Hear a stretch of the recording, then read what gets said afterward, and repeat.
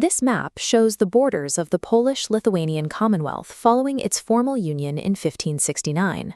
Covering roughly 400,000 square miles, it housed a diverse population of 11 million people and stood as a geographic giant in Eastern Europe. While neighboring states like Russia and Prussia consolidated power into the hands of absolute monarchs, this massive state went in the complete opposite direction.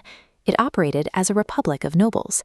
In 1573, they formalized this system with the Henrician Articles. You can think of this document as a proto-constitution. It legally guaranteed religious freedom across the empire and stripped the monarchy of its hereditary power. Kings were now elected by the nobility. The system came with extreme mechanisms for accountability.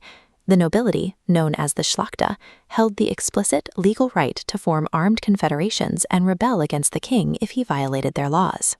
It was an incredibly progressive, anti-tyrannical system for the 16th century, but it contained a fatal obsession with absolute equality, a structural flaw that would eventually erase the entire nation from the map of Europe.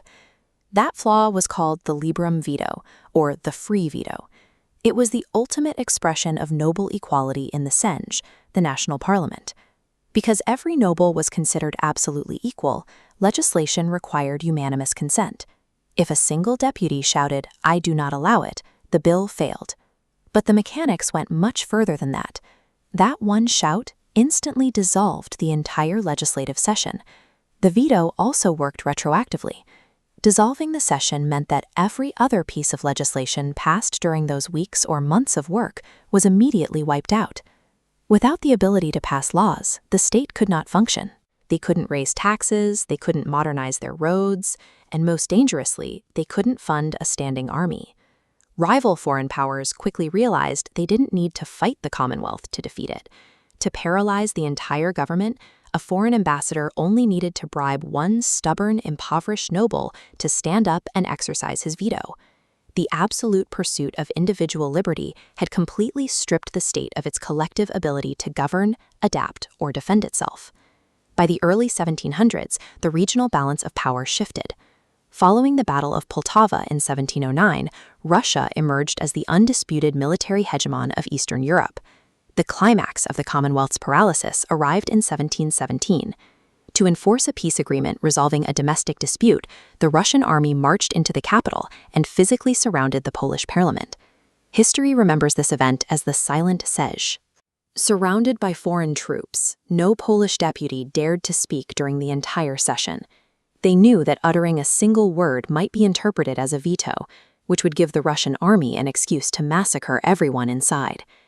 In absolute silence, the Assembly ratified a treaty that legally capped the size of the Commonwealth's army at a mere 24,000 men, a fraction of the forces commanded by their neighbors.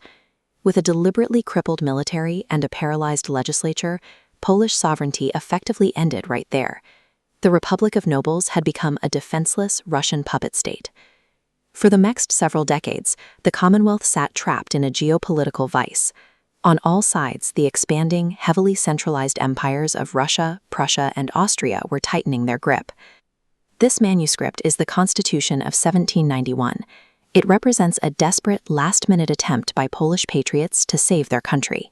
Among its major reforms, it finally abolished the Liberum Veto and established a hereditary monarchy. But the reform came too late. The neighboring monarchs recognized the threat immediately. A functional, reformed democratic state on their borders was unacceptable, so they moved their armies in to crush it.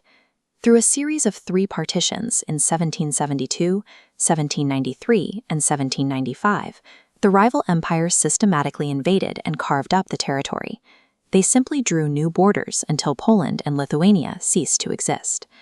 Extreme political freedom and radical decentralization sound great in theory, but without a functional mechanism to enforce laws, adapt to crises, and defend the collective, that same freedom practically guarantees destruction at the hands of organized tyranny.